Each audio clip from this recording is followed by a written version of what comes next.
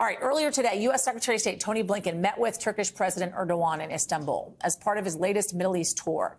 According to NBC News, the two leaders spoke about the ongoing conflict in Gaza, where Blinken emphasized the need to prevent it from spreading. Efforts to release Hamas hostages, expansion of humanitarian assistance, and working towards broader, lasting peace in the region.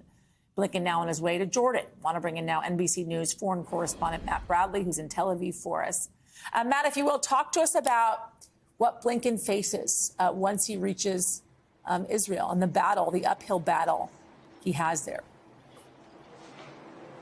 Yeah, I mean, the biggest issue is exactly what you just described, Yasmin. He just arrived in Turkey, just as we saw Hezbollah over the past day announce that it had launched 62 projectiles into northern Israel. Now, the Israelis said that he had launched about 40, or Hezbollah had launched 40, and some 90 sirens went off in northern Israel announcing the arrival of these projectiles. Now, Hezbollah had said that these missiles, these rockets, that these were all part of their preliminary response to the assassination of a very senior Hamas official, Salah al-Aruri, in Beirut in just the past couple of days. And we heard from Hezbollah leader Hassan Nasrallah. He spoke twice in the last week, which is fairly unusual given his pace of speaking over the past 3 months.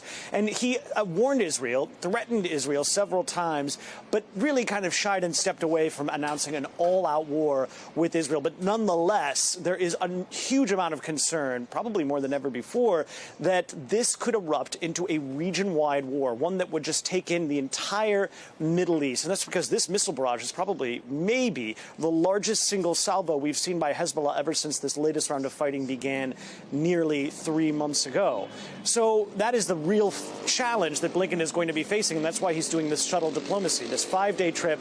He's going to be traveling all over the region, including here in Israel, to the occupied West Bank, to Jordan, to Egypt, to the United Arab Emirates. You know, this is shuttle diplomacy. He's trying to tamp down regional tensions, trying to rally his allies. And there's so much concern about the broadening of this war that the Europeans have even dispatched their own top envoy to do a similar parallel round of shuttle diplomacy, essentially with the same goal in mind. But here in Israel, he's going to be looking at another additional task, and that is trying to figure out, along with the Israelis, what to do with the Gaza Strip after the Israelis have presumably achieve their goal, which is essentially dismantling all of Hamas. Hezbollah, like Hamas, is backed by Iran, which is one of the reasons why there's such a threat of a region-wide war. Now, the Israelis just recently kind of rushed to come up with a plan for a post-war Gaza. They said that the Israelis would essentially be in charge of security, but they would be doing it with local Palestinian partners. It was kind of a sketchy plan. The Americans had been criticizing the Israelis, and Benjamin Netanyahu, the prime minister,